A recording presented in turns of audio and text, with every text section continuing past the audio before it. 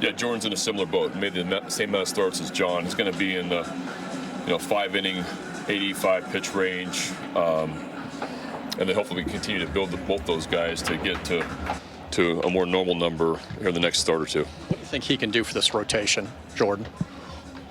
Well, I mean, we just don't have any experience, really in our pitching staff, and so for a guy to have, I think yesterday was his 10th opening day, a guy that's pitched on multiple teams, a guy that's historically given a lot of innings, pitched a lot of innings, that's going to be huge for us. As a guy that's in our rotation that has pitched against major league lineups, a lot of different ones, and be able to navigate through.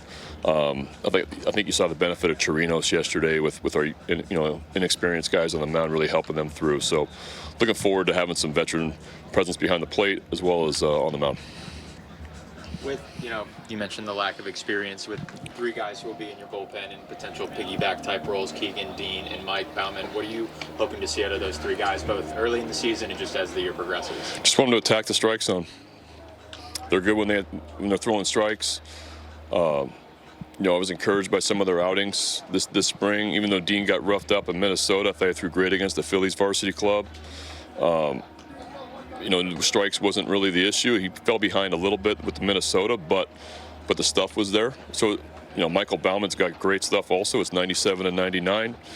So it's about working ahead in the count. I just want to see those guys really be on the attack and give themselves a chance. With the extra roster spots, the competition kind of gets to continue with those guys a little bit. What do you think that does for them, that they know that nothing is really assured for them? Well, I think we're evaluating everybody, especially this first month. I mean, you saw two guys pitching a big spot yesterday that we saw 3 times in spring training, CNL and Baker, and that was really encouraging. I like the emotion too from Bake, and I thought both those guys threw extremely well, and that's encouraging going forward. Hopefully other guys can follow suit, and yesterday we pitched extremely well. Hopefully we continue to do that.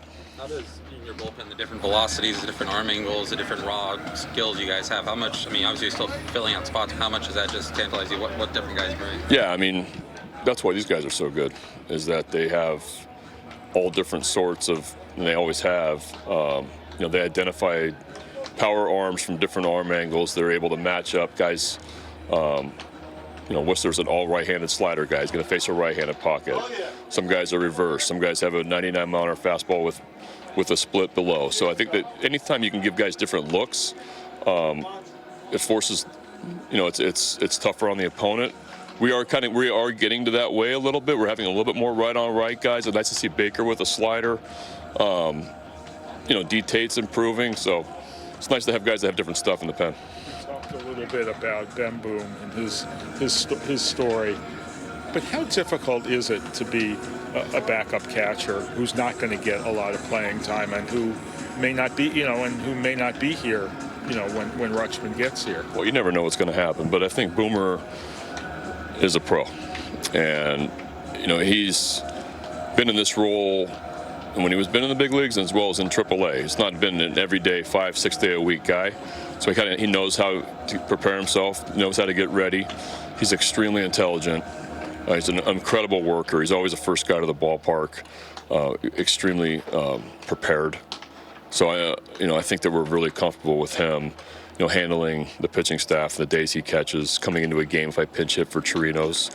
I'm really comfortable with him behind the plate.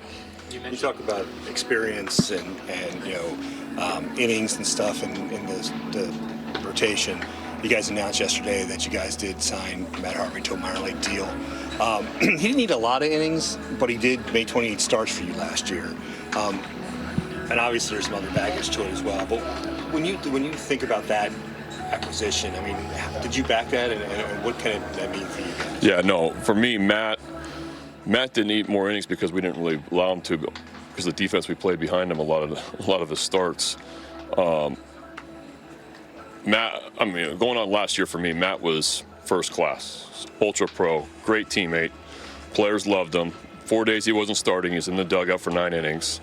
He's incredibly supportive, and I'm happy, to have him back. I think that there's he was a pro last year for us, and that's what I'm going off of. One last one for you. Grayson yesterday. Saw that, yeah. He did okay. Yeah. How much are you paying attention to that? And I mean, can you dream on that, or you just got to let things happen? No, I mean, I want to see all of our minor league guys have success. It's nice. Yeah, I do follow our box scores, especially upper levels, and look at the game reports the next day. And you want our prospects especially to perform, and some guys are off to some good starts, and that's good to see.